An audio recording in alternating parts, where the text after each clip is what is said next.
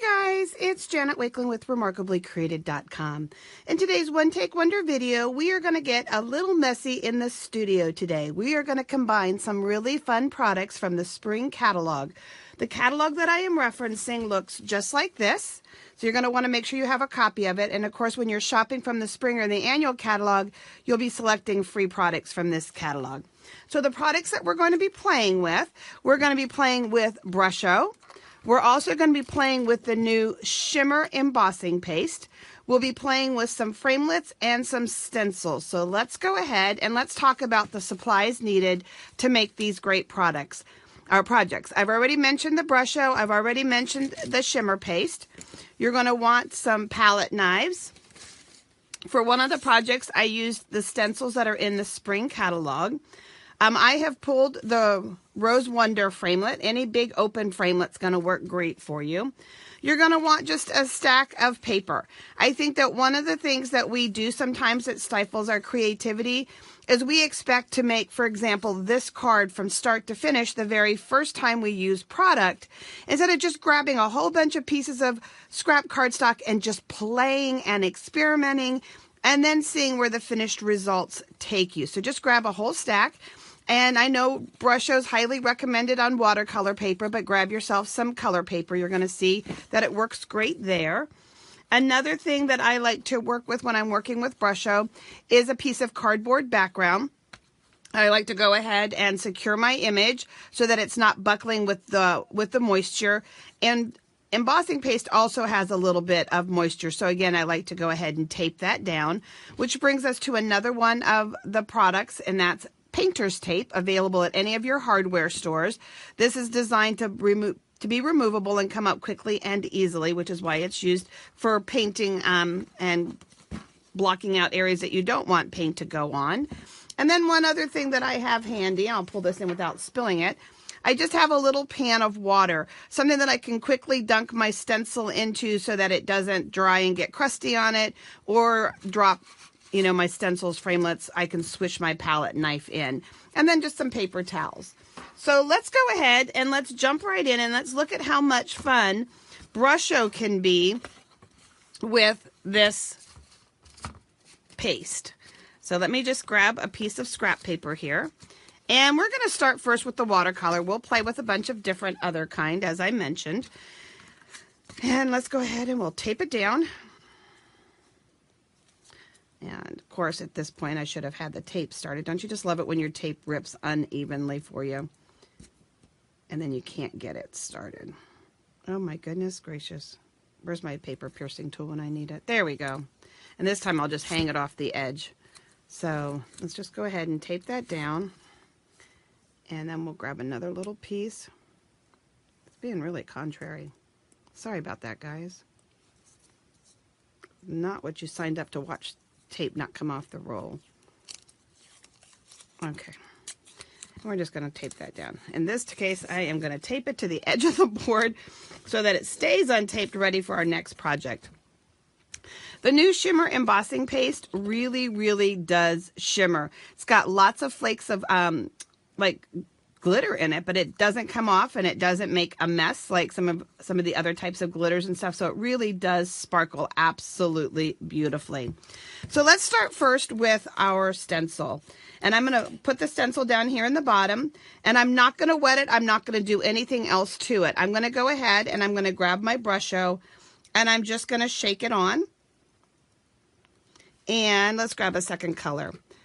Little tip, I'm shaking from the top because I always have a push pin in the top of it. Right now they're removed so that I can go ahead and I can do this. And I'm going to just shake a little bit more around inside that stencil. That's all I've done. I'm going to pick up some of the embossing paste. And now the moisture in the embossing paste is going to react with the Brusho. Can you see the color coming out now? And it's oh so pretty when it does it. If I wanted a little bit more color in one spot as I'm going, I can go ahead and grab a little bit more Brusho and just shake it on. You see that? And I can just let it go now. And I'm just kind of working it into the edges the whole way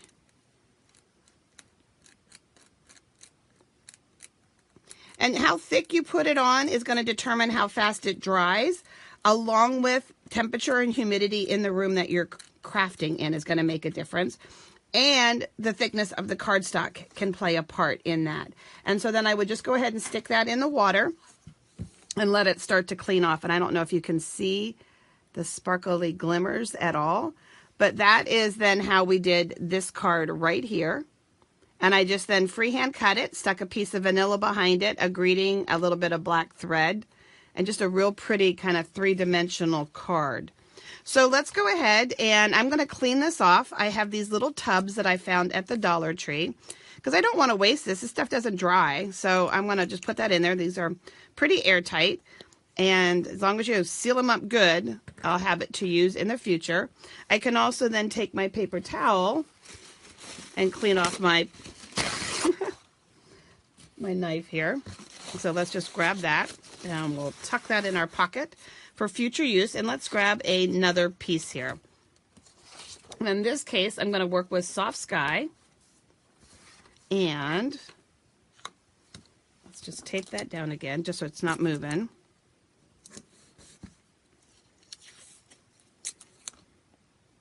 And when you're working with the stencils, with the framelits and all of that, you want to cut a piece bigger than what you want your finished size to be. So for example, if I want my finished size to be 3 by 5, I'm actually going to start with a 1/4 sheet of cardstock.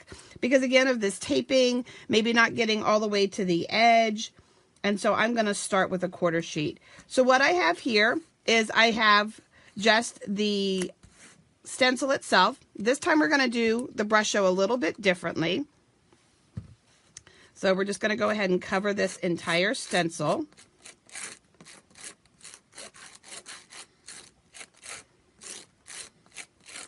And we're just going to put this on. Just want to make sure I get it in all those little cracks. If I have too much, I just kind of scrape up like this, and then I can put it back in the container. But I want to just make sure I got everything. And then again, I would stick that stencil. So I have this pretty piece here, and now to color this piece, I'll show you on one that's already dry what we're going to end up doing. Let me just grab it here for a second. So I have one that's here and it's already dry, and let's take for a minute and let's tape it down.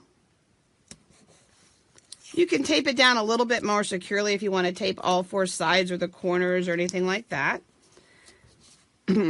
And now we're going to go ahead, excuse me, and I'm going to take my aqua painter, well, one that has water in it preferably. Let me just make sure. And I'm just going to now start to kind of brush over this, filling in the cracks and then coming around it. Just kind of like you would a stamped image that you had done or an embossed image. I'm going to do kind of the same thing. And now, let's see, I want my flower to be, I want a pretty yellow flower. So I'm just going to shake that on. And I'm going to just let it kind of start to do its thing and start to work. I can see, though, I want some over here on this side. I stopped before I got over here to this side. And remember, Brusho's not going to stick to anything that's not wet. So once this is all dry, I can go ahead and shake this off. And what we're doing is we're creating that really fun watercolor look on something with a whole lot of texture. And doing it this way is actually how I did this dragonfly, and this dragonfly was done with the framelit, the dragonfly framelit, and I put it on real thick so you could tell that it was pasty, and I just sprinkled all around it with a blue and then a little bit of green. We finished it off with some sequins. I don't know if you can see that in there. Okay, here's another one that was done, and we'll do a framelit here in just a second. Okay, and just kind of working it around and just letting it do its thing there. Here's another example. Again, another dragonfly.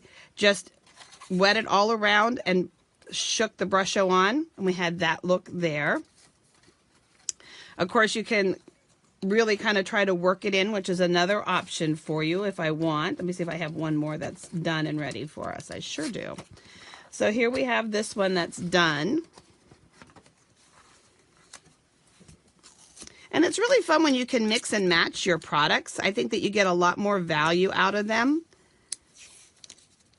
And so, in this case, if I want, let's take this And let's put a little bit of water in this little palette. Okay, it's not wanting to come out.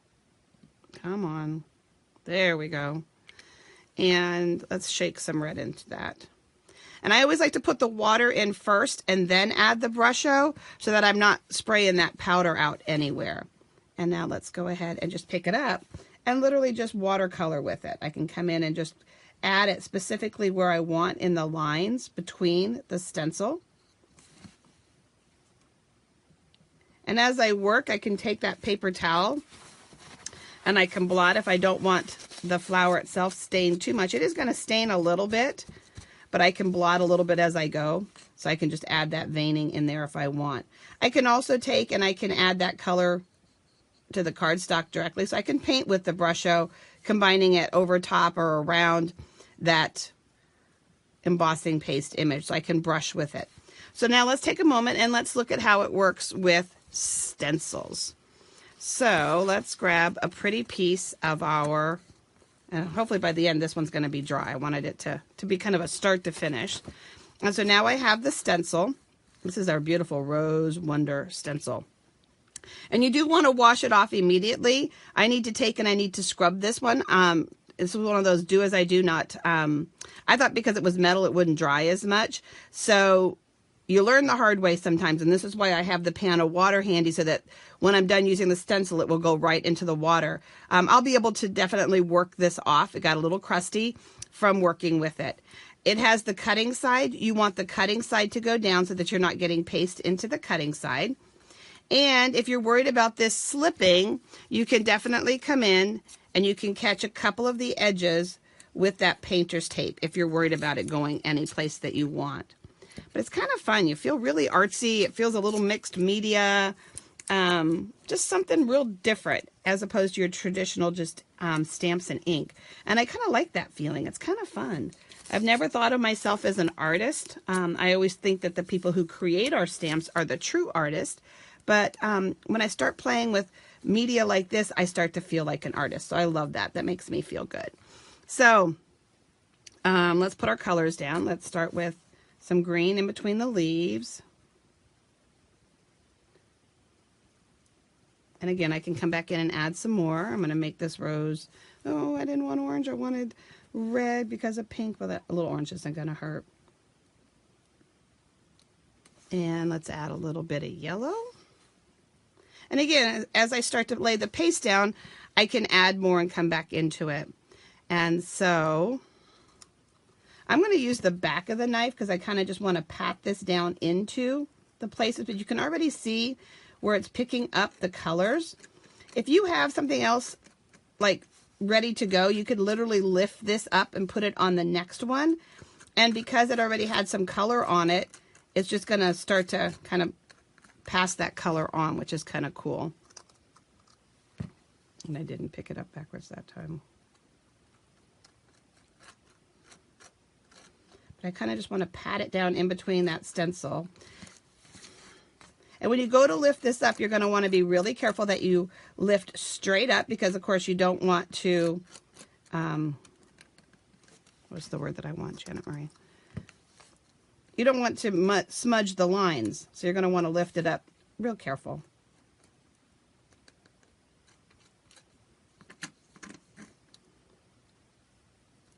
Okay.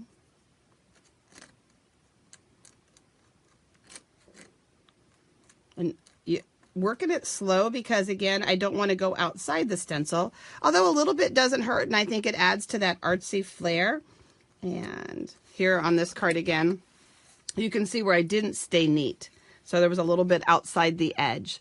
And I just thought that that kind of added to the artsy flair of this. Okay, so that's our flower. And let's grab our container here. And let's just clean all that off. Because now we're going to start to pat in and we'll have some green happening. Pick it up backwards, Janet.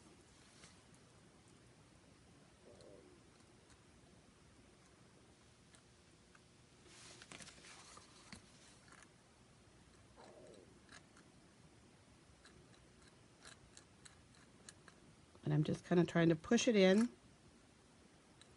to the framelit. I'm using the framelit as a stencil. And I was thinking, oh, she's doing what? Again, just wash it, guys. Get your money's worth out of that framelit. It can be so much more. I have some other fun things to show you with framelits in some upcoming videos as well too, because they are more than just framelits.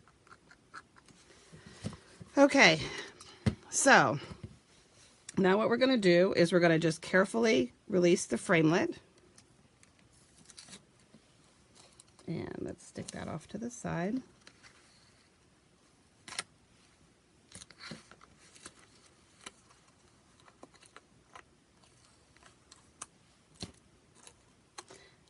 And then again, remember the drying time. Look how pretty. The drying time is going to totally, let me put it in my water. The drying time is going to totally depend on how thick. In this case, it's very, very thick.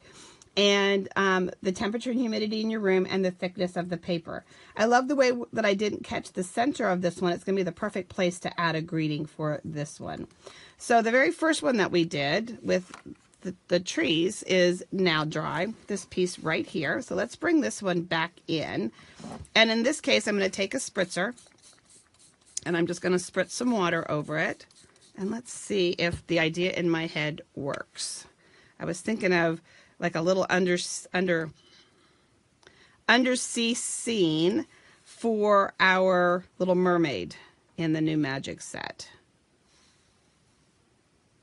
But with some three-dimensional seaweed. And I know I need to keep letting it, but I want to kind of like get it up off of the seaweed.